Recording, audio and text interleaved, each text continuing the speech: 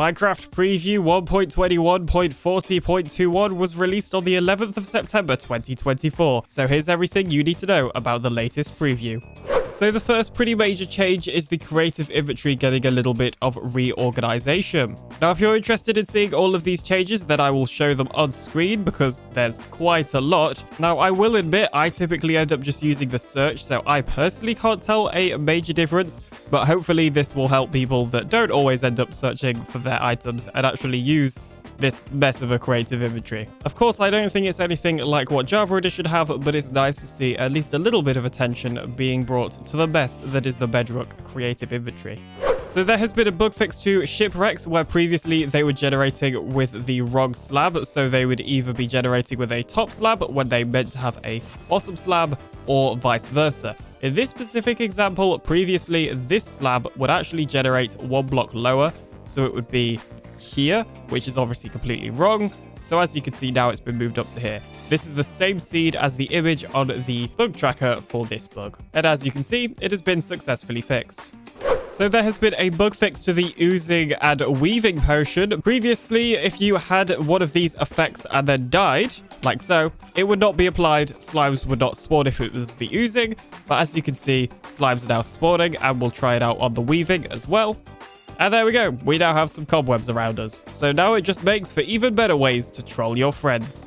So I'm not entirely sure what use this will have, but mobs that are holding maces are now able to perform the smash attack. And a reminder in case you don't know what that attack is, it's the one where you fall really high up and then jump down on them and, well, hit them like that. So somehow you... Oh, not you, you're holding a shovel. So somehow you are meant to be able to do that attack.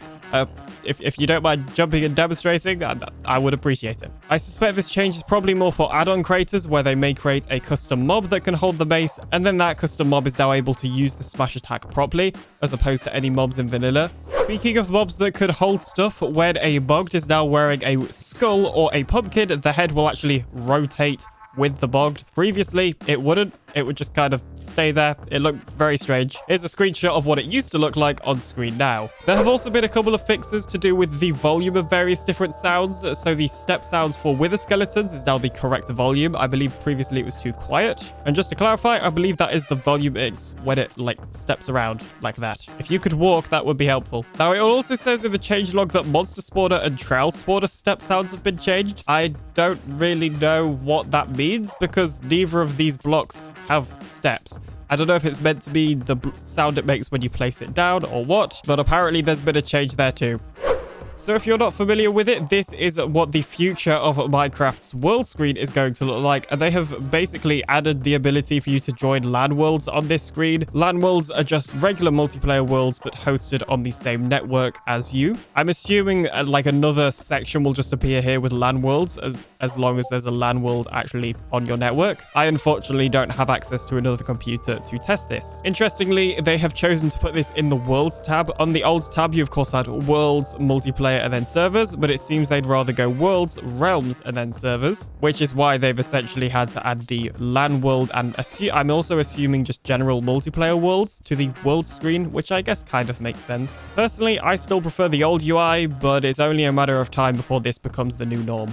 Now, before this video ends, there is just one thing I would like to clarify. So you may have heard in the recent Java Edition snapshots, ender pearls will now load chunks. This is absolutely amazing for chunk loaders. It essentially means you can build a super simple ender pearl stasis chamber and you'll be able to have those chunks loaded to run farms and, well, also cause lag, but mainly run farms, right? I believe one of its main uses is actually being able to throw an ender pearl through a nether portal, although, oh, no, it does work. Nice. But of course, we can use this for plenty of farms for chunk loading as well. However, there is one issue with this mechanic, and that is that it hasn't been added to Bedrock Edition just yet. So it was not in this latest preview, and I suspect it may not come to Bedrock Edition at all. Now, if you want this changing, I would recommend going to places like Twitter and also the Minecraft feedback website and posting on there and just kind of letting the devs know that you want this added to Bedrock. I personally would love to see it at Bedrock because it's just an amazing mechanic. However, one thing you do need to be careful careful of is being respectful. No matter how much you want something in the game, always be respectful to the devs, okay? Don't tell me I didn't warn you if you get banned for being mean, okay? Now, just to truly put this into perspective as to how easy it would make chunk loading on Bedrock Edition, this is a little ender pearl stasis chamber. I have no clue who originally designed it. I've known about this mechanic for years. But if you stand on the honey here and you sort of aim downwards, the ender pearl kind of goes along the honey and gets caught in the soul sand. If you then press the button, you of course teleport to it. That's the whole point of an ender pearl stasis chamber. But if this chunk loading mechanic was added, we'd be able to throw down an ender pearl like this, completely fly away from the area, and those chunks would still stay loaded. So once again, this mechanic isn't on Bedrock, but if it was, the chunks would still be loaded from all the way over here, meaning I could put it on some sort of timer, and maybe the timer could ender pearl stasis me back, or I could just use it to load a ton of farms.